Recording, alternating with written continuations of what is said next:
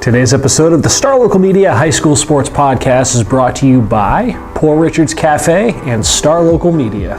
Poor Richard's Cafe, Plano's oldest restaurant since 1973. They are open daily from 5:30 a.m. to 2:30 p.m., serving the three most important meals of the day: breakfast, lunch, and dessert. It is true Texas home-style cooking made with love and grit. That is Poor Richard's Cafe, located off of Avenue K in Plano.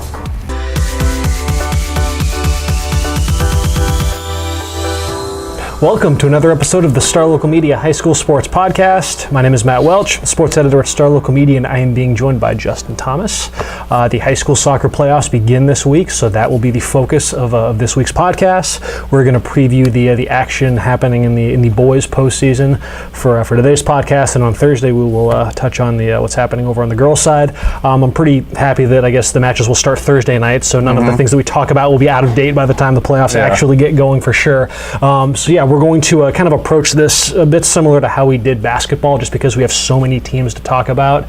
We're going to break this up into four separate parts, one for each region that we prioritize. So we'll talk Region 1 and 2 and 6A on the first half of the podcast, and then talk Regions 1 and 2 for 5A on the back half, four different assemblages of employees, and we'll see what we can do to break down the action in the upcoming high school soccer postseason. And Justin, a time that is never a lack of ways to stay busy for you, man. I'm not sure there is a reporter that covers high school sports, be it in Dallas, be it in Texas, be it across the country, that has more on their plate over these next couple weeks than you, man, with all the schools that you have in your territory, and schools that are probably going to be hanging around for quite a bit, because when you think Lewisville ISD, when you think Coppell, typically they're known to make some noise in the postseason. So let's start. I counted between my 5 cities 15 soccer teams that made the playoffs.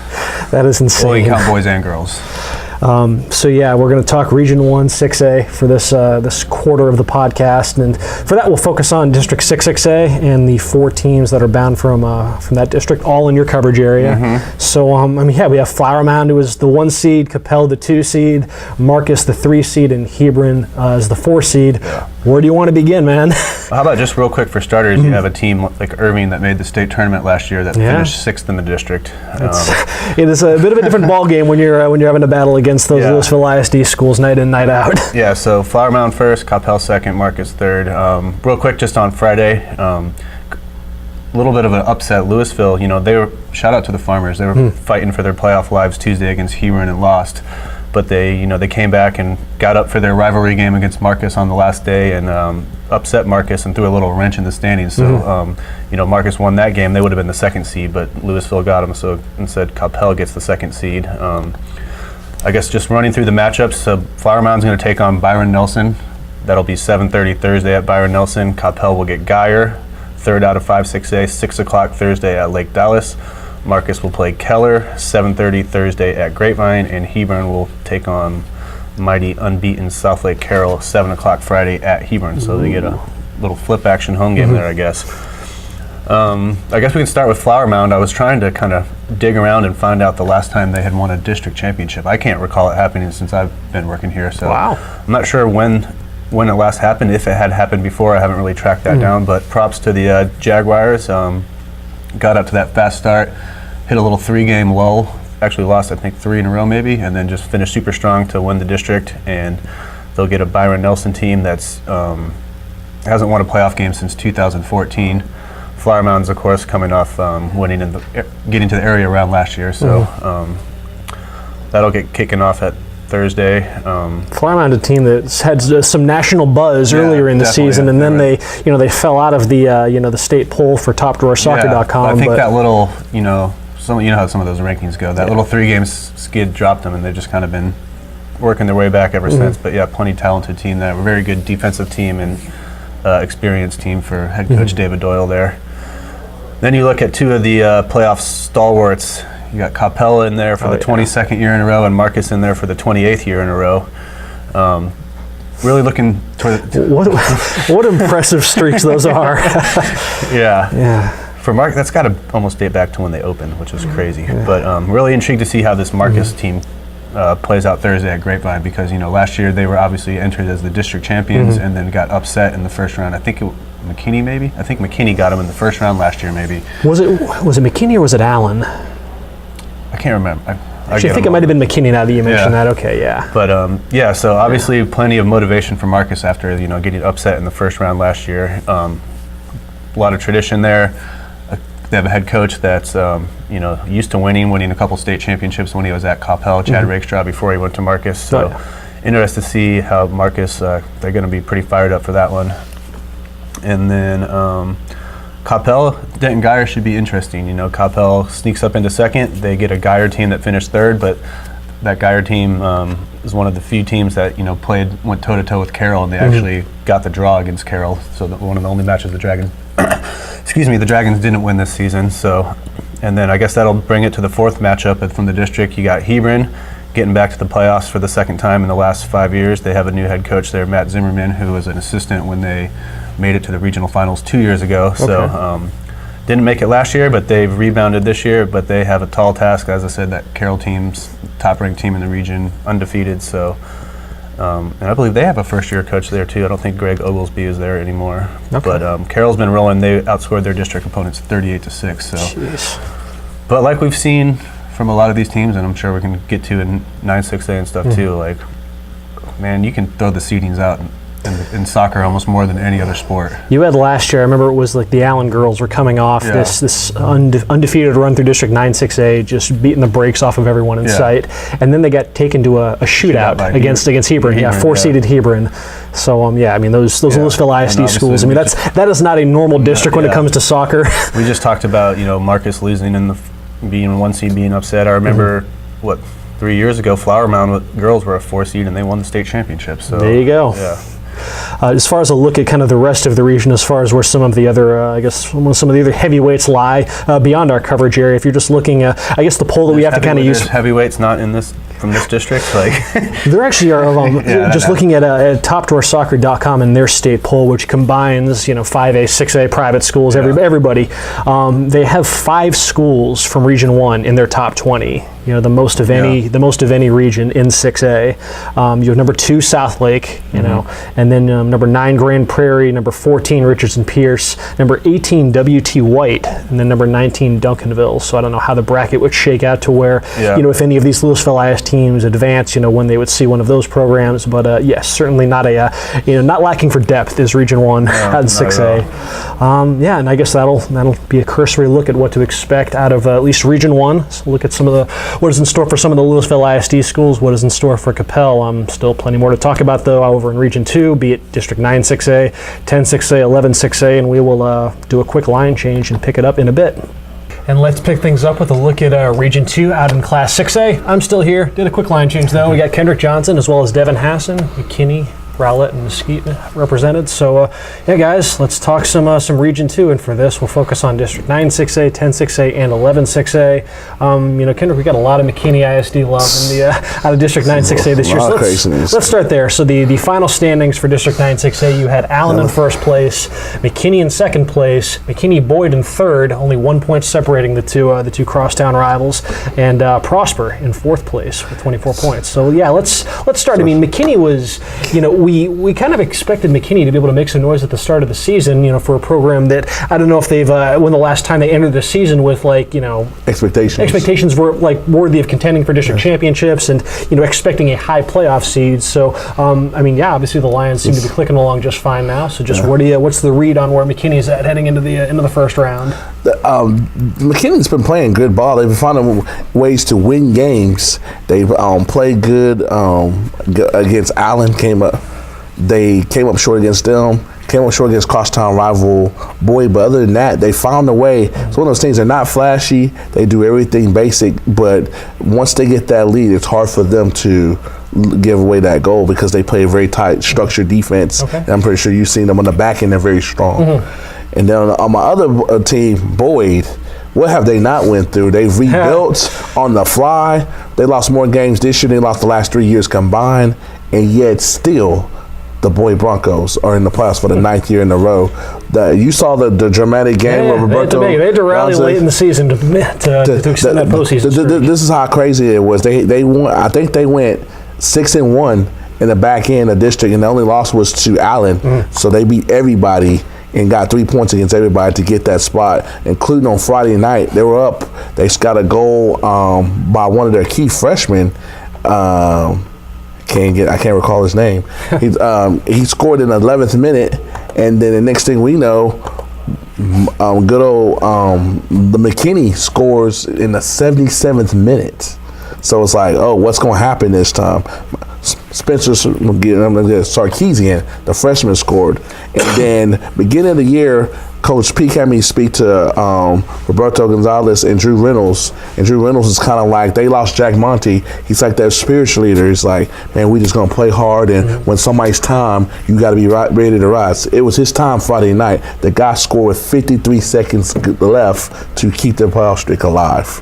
That's not dramatics. Yeah. And Coach Peak said he's never had 2 game winners that dramatic in back-to-back games. He's been coaching for 9 years. And when you saw one, I saw one. Yeah, because it was in the 77th minute the Tuesday prior against Plano when they snapped what was an otherwise a scoreless game at that point, just an absolute dead heat. So, and that goal, was the one that ultimately wound up clinching that playoff spot, because if form holds on Friday, then Plano gets that spot over Boyd. So yes, Roberto Gonzalez Gutierrez coming through with a massive, massive goal to keep the Broncos season afloat. We actually have a crossover between the two of y'all for the first round with that very same Boyd team, Sachse. Let's see, that game is. Let's see, I got the schedule right here. I haven't seen Sachse play. I know a very talented team from Coach Peak, but I'm looking for the experience of Boyd with them going. They've been in playoffs the last 2 weeks, basically. That's going to come in handy. Yeah. I don't know if Sachse seemed like they kind of had a cakewalk through that district for the most part. It wasn't necessarily a cakewalk. I mean, they finished second. But I mean, you're right. They haven't had to play with the same sense of urgency, because they've basically known their spot. They were going to be the second seed, and they've known that since really before spring break. I mean, because they took the time off, but even coming back, they just had the one match on Tuesday. But their seed was already settled. So it's a Sachse team that doesn't quite have the experience it's had in years past. It is used to playing close games, though, if that's what you're looking at. They played 23 matches this year. 18 have been decided by 2 goals or less, and 15 of them have been decided by 1 goal or gone to a shootout. So they're used to playing, for good or for bad. They're used to playing tight. Miguel Gonzalez, their outstanding goalkeeper, has 14 shutouts this season. Their defense as a whole is giving up 0.5 goals per game. So that's their backbone. That's really what's got them to this point. Luke Braswell is one of their few returning starters. He kind of spearheads that defense. They've had different guys step up offensively. Miguel Abido, Addison Perez, Isaac Holkowitz early on. But it's been a different guy every week. And if you look at their last game against Rowlett, which was a 6-5 loss and one of the most entertaining games of the district season. Guys like Ethan Sampson and Nathan Dominguez and Anthony, I'm going to pronounce this, Ovanesians. I hope I got that right. He scored twice. But guys that you didn't really hear a lot from offensively during the course of the season stepped up. So that was kind of what they were looking at. Coach Jacob Brule out there was looking for different guys to step up. And I think they feel like they're peaking at the right time, but it's obviously they're going to running into a seasoned team, well-tested team in McKinney Boyd that's got a lot of tradition over there. Sachse and Boyd, that one is 7:30 Thursday at Homer B. Johnson Stadium in Garland. You actually have another crossover with Prosper, Rowlett and Prosper. They square off that same night, 8 o'clock at McKinney North. Just what's the read on Rowlett right now and how they're faring heading into the playoffs after a tremendous district campaign? Yeah, at Rowlett, I will say that they're probably one of the most entertaining teams in the area. This is their 17th straight playoff appearance. First outright district championship, though, since 2006. They went through district play without losing a game in regulation. Averaged 3.9 goals in district. Haven't been shut out all year, but they don't shut a lot of people out either. So it lends to, they're not always the 6-5 affairs like you saw against Sachse last week. But they like to push it. They have 2 of the best scorers in the state, if you want to go that far. Kevin Adolfo, their outstanding junior, has 34 goals and 18 assists. Carson Prestridge, who made the move from defense to striker this year, has 22 goals and 19 assists, but he was injured recently, and it doesn't look like he's going to be around for the playoffs. He's doubtful, and that's a huge blow to Rowlett, because that 1-2 punch up front was just something that very few teams have been able to slow down. But talking with Coach Clark McMurtry, he said early on, and he maintained it to this day, they go 20 deep. he's not shy about rotating and putting the 20th guy on that roster into the game. And so they're going to have to call on that depth now to make up some of that lost offensive production. Dalton Reyna, who's a transfer from Poteet, who's an outstanding offensive player at Poteet, has had some big moments. Freshman Oscar Martinez has made an impact. Guys like Tyler Griffin and Andrew Martinez. These are the guys that are going to have to step up. I mean, obviously, Kevin Aldolfo is going to be a marked man. That hasn't seemed to slow him down yet. But, that's certainly, when you lose a player of that caliber, it's going to have an impact. But again, they're the number 1 seed. I know Prosper's probably not an ordinary 4 seed coming out of 9-6A. But this is a Rowlett team that, they don't back down from expectation, and their expectation is to win the state championship.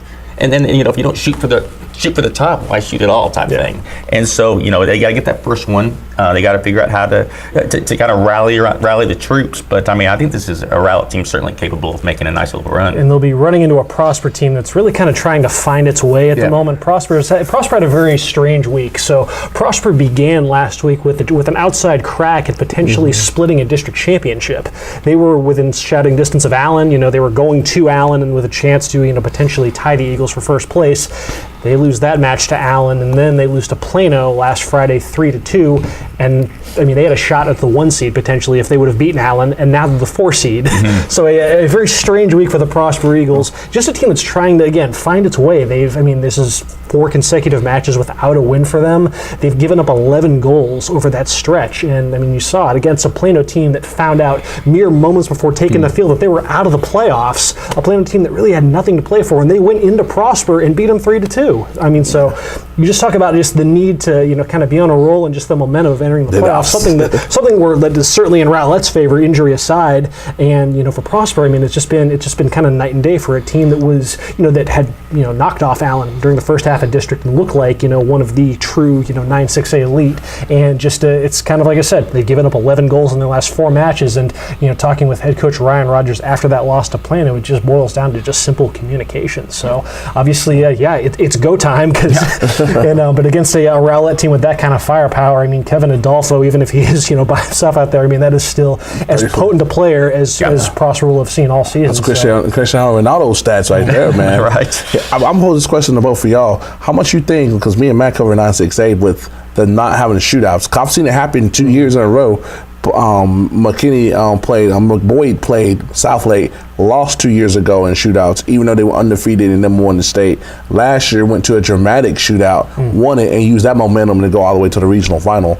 And the fact that I don't know if they do it in the Garland district, but those shootouts, and they don't do it in 9-6A. So I wonder how much that helps or hurts you in the playoffs. Yeah, there are a few things across the board in all of high school sports that is more pressure filled than taking a PK. Oh yeah, especially the deeper you get into the shootout. Yeah. And it's a completely different animal in the playoffs as it is in the regular season. But the experience certainly helps. Rowlett went to 2 shootouts during the course of the year. I think Sachse went to 3.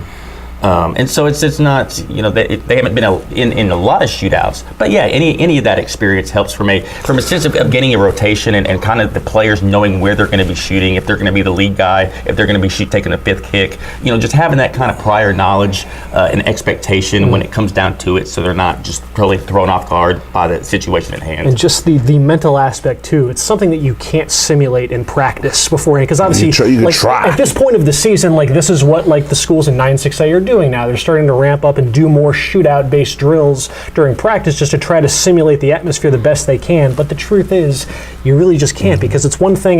There's no consequence in practice that's going to measure up to the level of, I guess if your season's over. Your season's hanging in the balance. So I really do think that it does matter, and we'll see if that intangible comes into play. But that's interesting that you bring that up, Kendra, because I too have wondered if there is any sort of inherent benefit to having prior experience in shootouts during the regular season games that obviously don't carry the same weight as a postseason matchup, but it's still, it's at least something that's worth taking into consideration. And the thing with Boyd is they weren't ready as juniors, that group, and last year they were, but the fact that it happened against the same team they had kind of meant we want to see that. So I think it could have been even different from them, and they would play somebody else because it makes that big of a difference. We have one more team in 9-6A to talk about before we shift gears to Mesquite ISD, and that is the district champs. Let's talk Allen.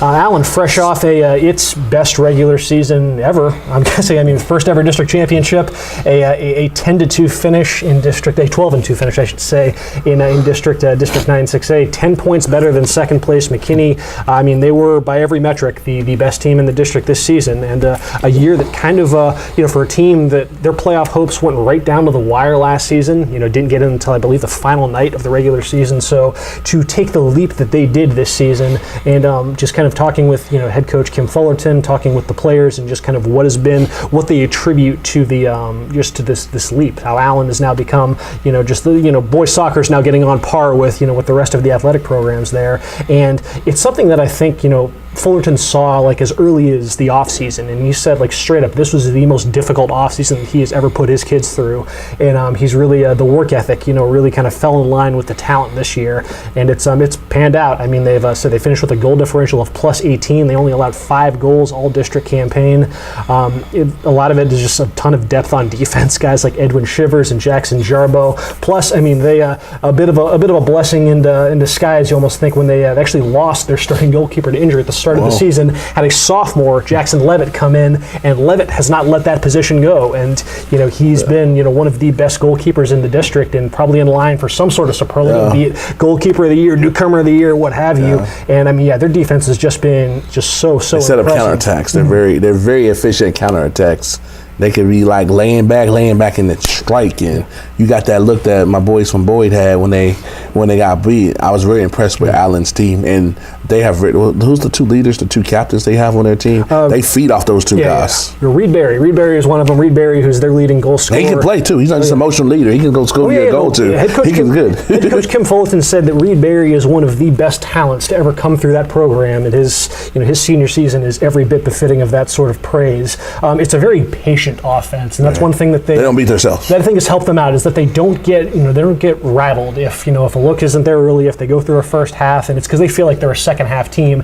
They feel like that chance is eventually going to present itself, so they don't press if the goals still aren't coming early on, if the chances aren't there for them, and they just know that when that opportunity is there, they'll find a way to cash in. And it sounds simple in nature, but it's something that's it's a mindset that has really paid off. And they're a very big team. Like, they remind me of the Boyd team from last year. They're not as fast, because that team was phenomenal, but they're fast enough. They're that team, like, they keep running. You're like, oh, I got this, and then they get you that one time, and that one time will be in your season. It's been such a season of firsts for them, and just such uncharted waters for them relative to their to their history, and they've got a chance now. I mean, they've only been out of the first round 1 time since 2010. Wow. So they haven't been 3 rounds deep since 2008. So there's a chance for Allen to have a pretty memorable playoff campaign. I mean, again, they checked every box during the regular season. Now it's right. They there look for and them they in the are the part, because some of these teams you don't see them. And you're like, I see the record. They don't look that good. This team is the part. Y'all may believe it's out of me, Allen. Good luck to y'all. Allen opens up its playoff run 6 o'clock Friday, I should say, against Garland. This one out at Williams Stadium. So let's quickly shift gears back to you, Devin. Let's talk Mesquite ISD. What is shaking over in 11-6A, and just how are you feeling about Mesquite ISD heading into the first round? Well, Mesquite, North Mesquite are both in. This was a district that came down to the final day on Friday. There were still 5 teams competing for 4 spots. Mesquite, as it turned out, Mesquite and North Mesquite both needed to win, whether it be in shootout or in regulation, in order to make the playoffs, and Mesquite was able to do that. They went on the road to East Texas to take on Longview in a game that ended in a scoreless draw, went to penalty kicks, and Mesquite ended up winning 4-3 in penalties, which had their very odd scene of 2 teams both celebrating. I saw the video of that. Because Mesquite was celebrating, making the playoffs and finishing in second place, but at the same time, Longview, even in losing, found out that Rockball Heathy got beat. So they're celebrating. So it was just a very odd scene. But this is a Mesquite team that expects to be here. They made the regional quarterfinals in each of the last 2 years. Real close to making the regional tournament. Real balanced team. Kevin Parr leads them in scoring. He's got 12 goals and 4 assists. So he's a kind of a go-to guy if you had to define one. But there's so many different other guys. Edson Alvarado and Anthony Garcia, they're senior captains that do a great job out there. David Perez is a freshman who's come in and scored 7 goals. Lenny Andres had kind of a breakout year with 6 goals. But there's, all sorts of these other guys, Edgar Carrasco and Oscar Moran and Daniel Castaneda. These are all guys who contribute on a consistent basis on that offense. And they've only been shut out twice all season long. So kind of like Rowlett, they're a team that can put goals on the board. And if their defense puts out the type of effort that they're capable of, this is a Mesquite team I think that can, make another run, 3 rounds deep, maybe make that breakthrough to the regional tournament. They have Waco, a team we don't know too much about here at a 12-6A. They play 7:30 Thursday at Hamby Stadium in the opener. So, it's a Mesquite team that's playing with a lot of confidence and expects, like I say, the expectation is not just to be here, but to move on. The same is true for North Mesquite. A team that Roberto Campuzano is one of the best players in the area that probably a lot of people haven't heard of.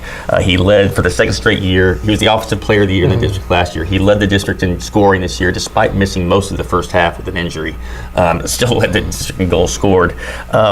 A North Mesquite program that's had some success of late. They went to the state tournament in 2015, the regional finals in 2016. Obviously, this is a different crop of players, but that tradition is in place.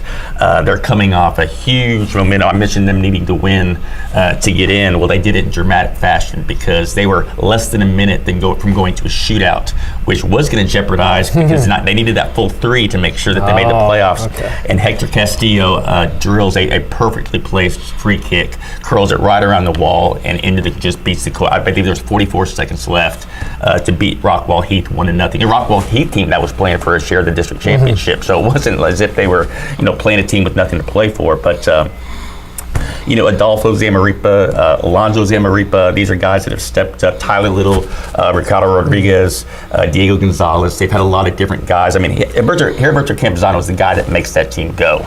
But there are others that have stepped up around him. And it's just a North Mesquite team that's been playing very well of late. Obviously, I think that way that they made the playoffs gives them a huge momentum boost going forward.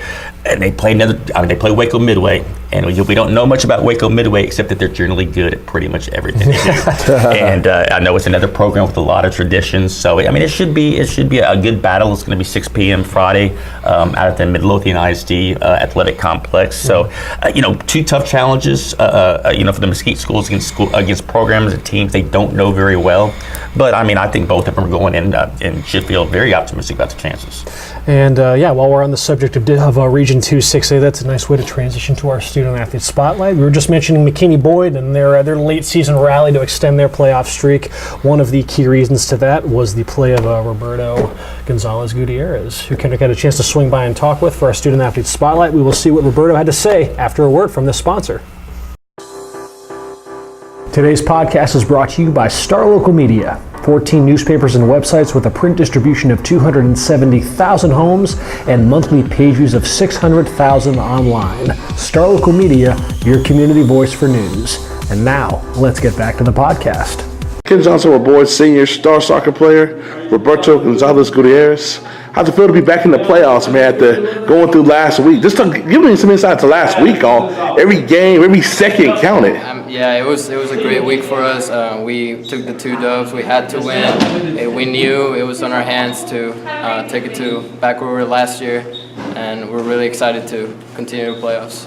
But break down your game winner against Plano and how that momentum carried over into Friday. Against Plano, it was a hard game. It was for both of us. We were like life on the line. It was ride or die, as our coach told us, and we just took it to them. Second half, 3 minutes left. We had to scored it to win, and it was extremely hype. It just picked us up and got us ready for the next game against High, where it was a close game. They took it to us the first 10 minutes. They were good. It was great competition, but we came out on top. What was your emotions when they scored the goal in the 77th minute to tie it up? And y'all know y'all got to find a way to make something happen, and you only got 3 minutes to do it. What was y'all mindset? Because y'all never panicked, at least from watching y'all, it looked like y'all were panicking. Yeah, it was just we just got kept it composed. Don't get too emotional because that always we just had to keep it composed. And I mean, to be honest, I thought we were gonna tie it, but we just kept going, fighting till the end, and scored it, thankfully. The first time I remember seeing your clutch team was last year in the regional semifinals on that windy Friday out there in Midland. How does that momentum carry over for your whole season, and how does that help you stay strong for your team in all these key moments because you keep coming up big? Was that kind of like the springboard? 'Cause I remember at that time, that was the biggest goal of your career, right? Yeah, it was. How's that one goal kind of like changed your whole career? Because it seems like it's kind of like was a launching pad of Roberto. Yeah, for me, that goal was huge. It just raised my confidence level up to just come in clutch whenever we needed, and it just really helped me out because the team was so good last year that it just made me a better player, and it just made me come up. Where's your team's confidence over there? Because basically, I know playoffs start on Thursday. For y'all, start on y'all play Thursday, right? It's actually Thursday. How's that playing these crazy playoff type games basically get y'all ready for the playoffs? Because I know you got a playoff experience, but most of your rosters don't, and a lot of people don't realize that. Yes. No, it's definitely playoff experience for me. It was like it just felt like reliving again the playoffs, the last games, and it was just great. I mean, it's great for us being 6-1 this half of the season. Just the confidence level is up for a state championship team. We know y'all used to have a really high seed. Do y'all feel kind of have like a chip on y'all shoulder? Because I know I talked to Drew after his game winner, and he said he likes that y'all lower seed. That means y'all got to see these big teams. Everybody thinks better than y'all. Is that kind of y'all mentality? Come on, come on. Yeah, I mean, they think they're gonna think they're better than us because they're higher up.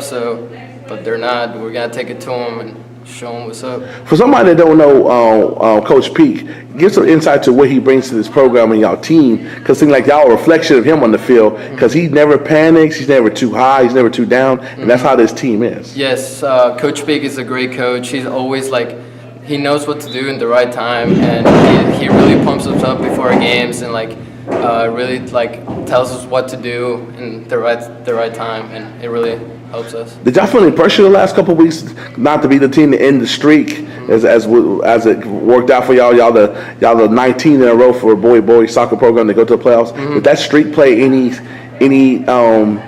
aspect into y'all psyche over the last couple of weeks? Did y'all talk about it? To be honest, we didn't even talk about it. We're just focused on the next game and just trying to win and get to playoffs. I know y'all starting to scout Sachse and all that. What y'all seeing on them, and what's going to take to beat them? We're just about to talk about them. To be honest, I don't really know anything about them. We're just gonna today and the rest of the week we have film on them and just it's exciting. Like today, a lot of people are turning in their gear. Y'all getting ready for a playoff game. How exciting is that? It's really exciting. I'm really excited for this team. I think we're gonna make it. We're gonna make it where we were last year and hopefully win it this time, the regional finals. And final question for me: when somebody says Code Red to you, what does Code Red mean to you? And what do you want people to know about the Code Red course system that y'all have at Boyd, and how does that help y'all on and off the field? Code Red represents, to be honest, Boyd soccer. It's just hard work, dedication, joy.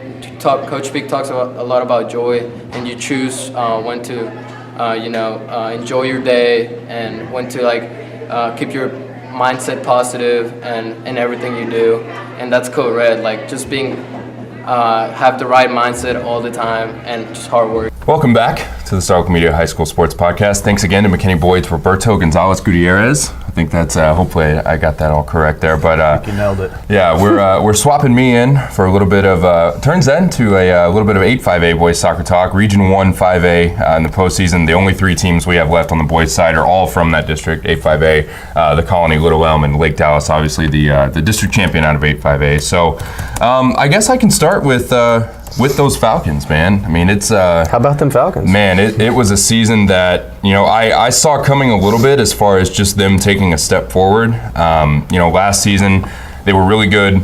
First postseason win in program history over Lone Star. Pretty emphatic. It was 3-1. Hung with Lovejoy in the second round. A Lovejoy team that I think is probably better than they are this year. and nearly upset them in the second round. It took a last-second goal and then a goal in overtime for Lovejoy to beat them last year.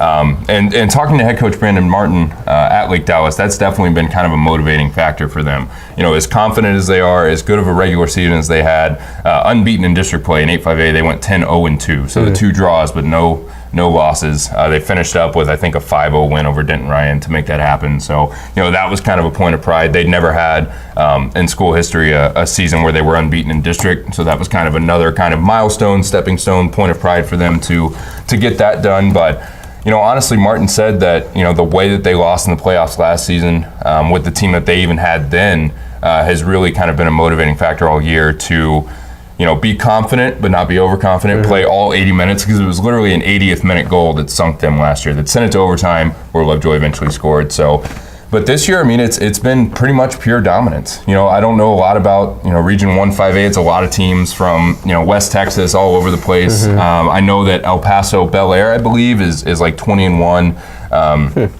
20-something in one. I mean, look at you doing your El Paso research. Okay. I mean, they were ranked pretty highly in some of the rankings I saw, but I really know next to nothing about this region, and I can imagine that all our teams in A5A don't know a whole lot either, just because it's a lot of teams from kind of outside, the area and the Metroplex and all that good stuff. But just kind of looking through at some of the matchups, it gets the feeling for me that if you're Lake Dallas, this is kind of a year where you feel like you can maybe make a run. I mean, I don't know exactly how soft or this region may be, but I mean, 10-0-2 in district, pretty much demolishing everybody, playing really well on both sides of the ball, very confident, really not struggling with anything. They seem very even-keeled. Brandon Martin's got them, not really looking past anything. I mean, I know they're confident. I know they think that, this is a year they could make a deep run.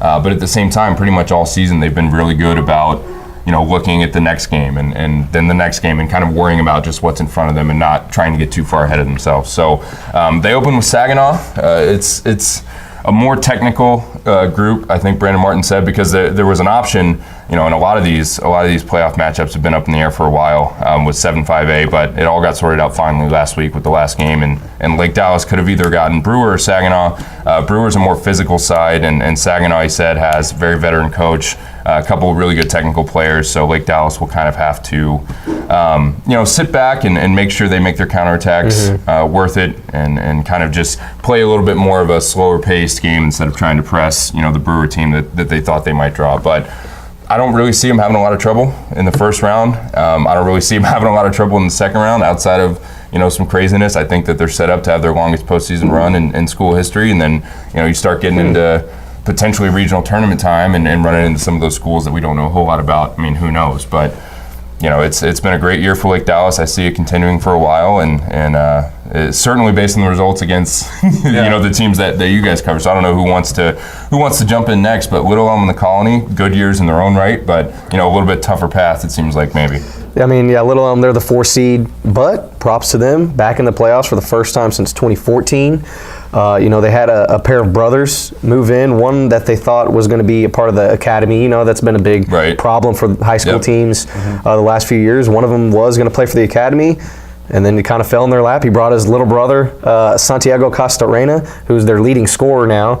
And Coach Aaron Ziem told me, I spoke with him last week, he said, well, we've had a lot of guys step up and this and that, yada, yada. We also got really lucky, had these guys come in. Well, and they kind of got in right at the very end, right? I mean, it was kind of up in the air for them right toward. They had 2 wins late to close out the season against Denton and Denton Ryan, and those were big. And they shut them out both times, 2-0 to Denton and 5-0 to Denton Ryan, I believe, to clinch that playoff spot.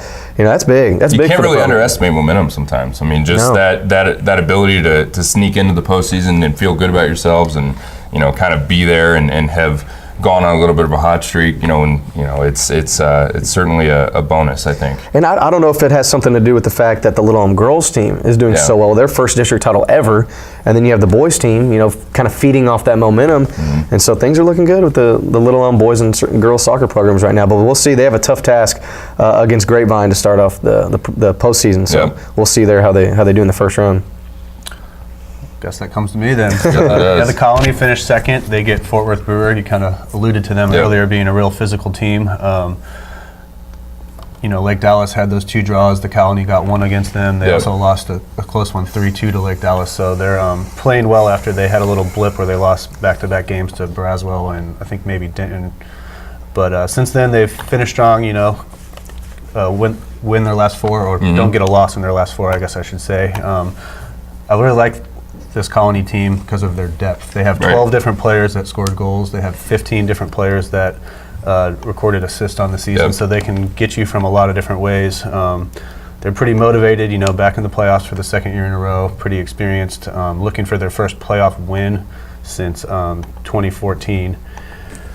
Dawson Kalinich, their goalie, he's had a really strong season. I think he's averaging a little less than 1 goal per match allowed.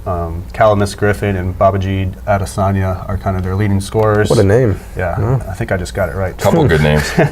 And then you have a guy like Jose Valdespino, who's a real creator for them. He only scored, a couple goals, but he was up in double digits in assists and one of their top distributors. So, real balanced team.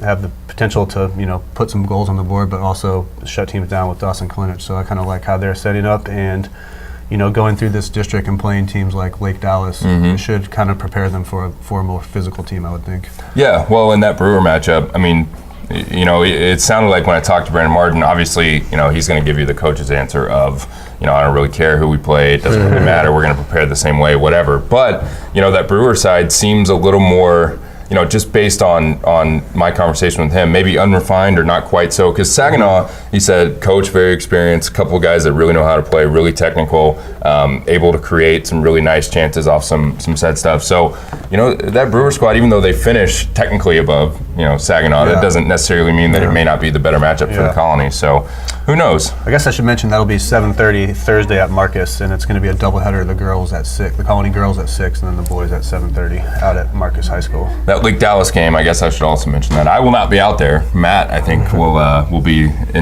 taking in his first Lake Dallas boys soccer game, potentially ever. I don't know. But the Falcons will host Saginaw Thursday at 8, a little bit later start than normal, but they'll host Saginaw Thursday at 8. So I guess with that just about does it for the Region I 5A discussion. We'll do almost a complete line change. I think you may be sticking around with Kendrick and Devin for Region Something 2 5A. like that, yeah. You got some Frisco schools and stuff to talk about, I'm almost certain. But stay tuned for that. We got a couple more minutes of boys soccer talk before we wrap this episode up. So stay tuned, we'll do a line change. We'll be right back.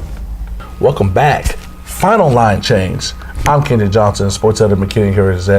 My guy to my left, Devin Hassan, sports editor McKinney. Mesquite. Same thing. McKinney, Mesquite, same thing. Y'all still know this guy right here. I've been sitting here the whole time. We're here to talk Region 2. Give us an insight on the Frisco schools. It's like it's not even decided, man. Yeah, that's an open-ended question right now. With where should I begin? So I'm going to the expert. So, okay, so obviously 4 Frisco teams are in the playoffs. The best soccer district in the state. And for 5A at least, in my opinion. A lot of coaches will say that too. Without a doubt. For sure. I want to start with a team that didn't make the playoffs, the Frisco Centennial Titans. If you finish, so they finished with 11 wins and 2 losses, okay? 5 ties. Those 5 ties cost them a playoff spot. They're one of the hottest teams in that district right now, if not the hottest, and they finished 1 point short of reaching a playoff spot. Last year's district champion, Frisco Centennial, and that's tough, man. They're traditionally one of the best boys Frisco teams year in, year out. That's tough to see. Were they that devastated? Oh, I'm sure they were. I mean, I wasn't at their final game. I was at, there's a teaser, I was at Wakeland Heritage, 2 teams that are headed to the playoffs. I was at that game. That game decided the district champion, and I'll get to that game in a minute. But, you look at Centennial, and that's tough. That's 5 ties, come back to bite you. But when you win 11 games, only have 2 losses, and you don't make the playoffs. Well, it makes you wonder, too, because so many of these districts, particularly the ones I cover, they all go to a shootout after. There's no tie to determine the point system, so you either get 1 or 2 points based on how the penalties go. And so you wonder if that was the format there, would that have made a difference in the end? Oh man, that would have made things really interesting because in Frisco, you tie, you get 1 point. Yeah, Heck, I saw Heritage play Memorial Girls last week in a game with playoff contention on the line. That game ended in a 0-0 draw. So I mean, but yeah, I bet you right now Centennial is wishing they would have, done the whole overtime, extra time shootout type deal. But if you put Centennial in almost any other 5A district, they're either 1 or 2 in that district, no doubt about it.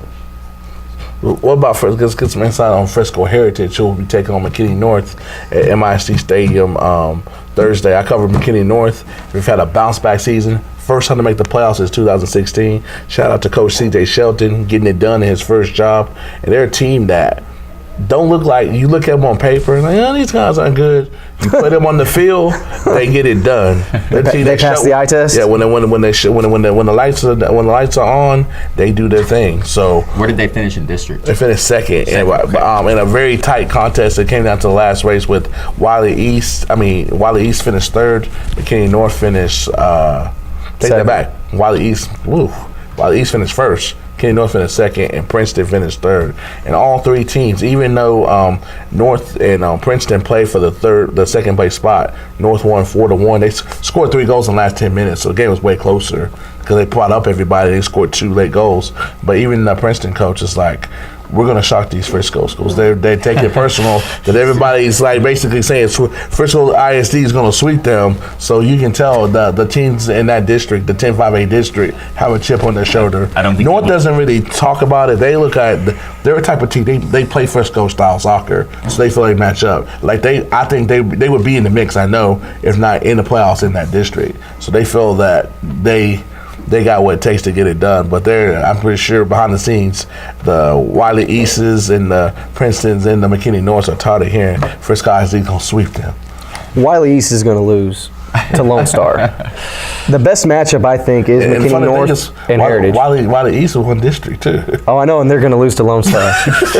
You can book that. No. And then the McKinney North, I'm kind of worried about that matchup with Heritage. Heritage just ended their season with a 2-2 tie to Wakeland. The 2-time defending state champions, the district champions, once again, in this district. That was one heck of a game, by the way.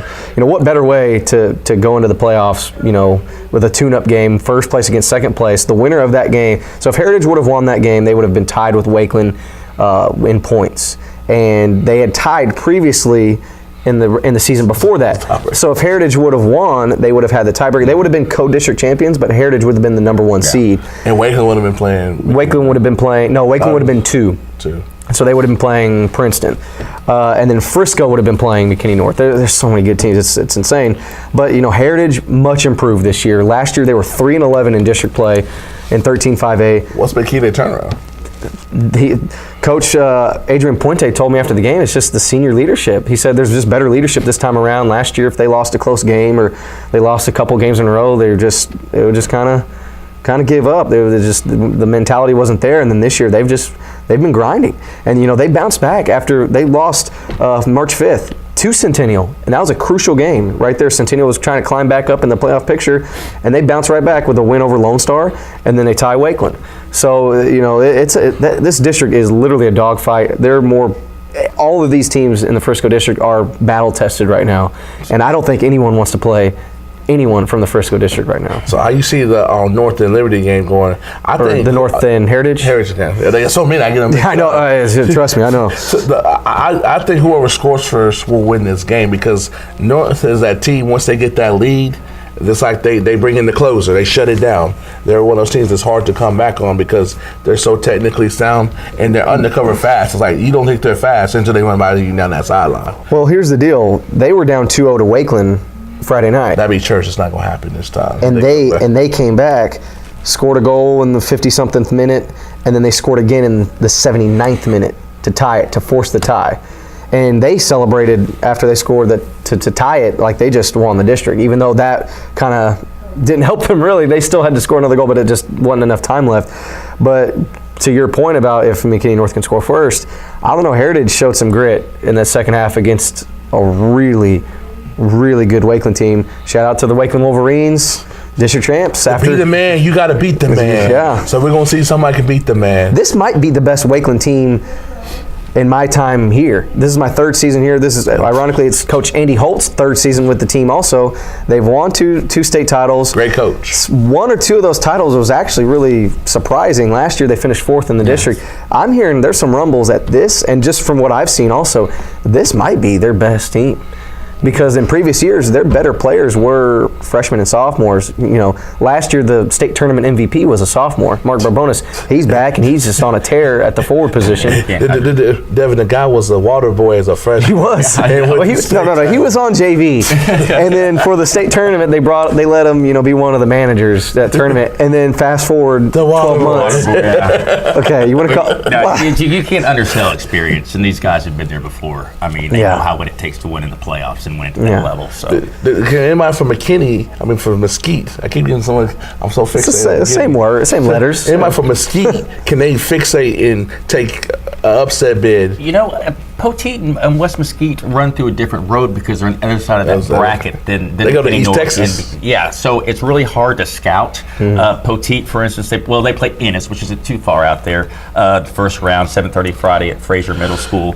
This is their 12th straight playoff appearance. They didn't come in with a lot of experience. Miguel Rosales, Stephen Martinez, Anthony Ibarra were three of their kind of returning starters. Those guys have produced. Miguel Rosales leads the team with 9 goals and 12 assists. But they needed some guys, younger guys, to step up, and they've gotten it. Leah Lane has 10 goals. Jorge Mila has 5 goals and 7 assists. So they've gotten some of these other guys to step up around them. I'll be interested to see what they do in this first round against Ennis, because again, it's so hard to tell how good a district is when you don't see them all the time. But I think that'll be a good barometer. They're the 2nd seed. West Mesquite, as the district champion, they have 4th seeded Corsicana, 7:15 p.m. Friday at Mesquite Memorial. This is a West Mesquite team I've been kind of touting for a few weeks now as kind of a sleeper, if you can call a team that's 18-3-3 a sleeper. But I think this is a West Mesquite team that people kind of overlooked. They set a school record for district wins this year with 11. It's their first outright district championship, I believe, in program history. Junior Saavedra is one of the best players that in the area. He's got 16 goals this season, but he missed most of district play. So he just came back in their district finale last Friday, scored twice and had an assist in his return. And just one of those guys that jumps off the field at you, and just a dynamic playmaker and a guy that can be a difference maker. But without him during district play, they had a lot of other guys step up. So the team got better as a result. Yeah, they had to learn to live without him. And what's his name again? Junior Saavedra. It's like seeing your body language, like you're talking about Tattoo Junior. Yeah, well, shout out to Tattoo. Yeah, well, yeah. Old school psychic face. And he really is one of those players that you remember, because he'll produce a play that you'll be talking about when we talk about plays of the year a couple of years down the road. Remember this type thing. He did it a couple times last year. But like I say, Edgar Lopez has 13 goals this year. Carlos Lara has 9 goals. Their defense has been excellent. Fabian Luna, their goalkeeper, set a school record with 15 shutouts this year. Man. So they're explosive. Yeah, they average 3 goals a game. They're only giving up half a goal against them. They outscored their opponents 38-4 in district, and their one district loss was a 1-0 affair to Terrell, in which they outshot them by over 20 shots, but just couldn't get one in the net on one of those nights. But again, I'm really interested to see. They go. I think everybody agrees that the road to state goes through Frisco in some form or fashion. But this is a West Mesquite team that they're not going to see. If they see a Frisco team, it's going to be basically 4 rounds deep. In the regional tournaments. So if they can continue to play the way they're playing, build some momentum. They pushed Frisco Centennial down. Frisco Centennial scored late in that game to edge them by 1 goal last year. So they showed they can compete with those Frisco teams a year ago. They're a much better team this year. They have experience. So I look for, especially West Mesquite, and I wouldn't surprise me if Poteet was able to make a little run too, but West Mesquite is a team to keep an eye on. So you're saying they have a chance? I'm saying they have a very good chance.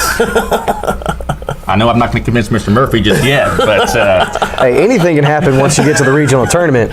The by-district round, that's a different story. That's true. I saw that last year in the 6A level. A team from Irving MacArthur, Irving High. Birdie got in, needed a tiebreaker scenario to get in, and they ended up being 3 or 4 of the top 10 teams in the state to get to the state including tournament. McKinney Boyd, who was the best team in the nation. So anything can happen in regionals. Oh yeah. So look like we're gonna be doing this again in a couple of weeks. It's gonna we'll see how things shake out. Especially when you get that crazy spring weather and the winds gusting 25 miles an hour, and anything will happen. But at least in this region, everybody will stay within 100 to 200 miles within Dallas. When in other regions, when you get in Region I, they got to go way out to West Texas where you get 45 to 50-mile winds, and they ain't no joke. Isn't that where Boyd lost to Irving in West Texas? Out in Midland, Texas. Yeah. Well, that's a wrap for this section. We gave you 4 for the price of 1. Kenny Johnson. You forgot my name. I thought you did yourself out. Oh, Brian Murphy. I thought you were going to say my name for me. Okay. Signing off for this final edition. Please have a good week.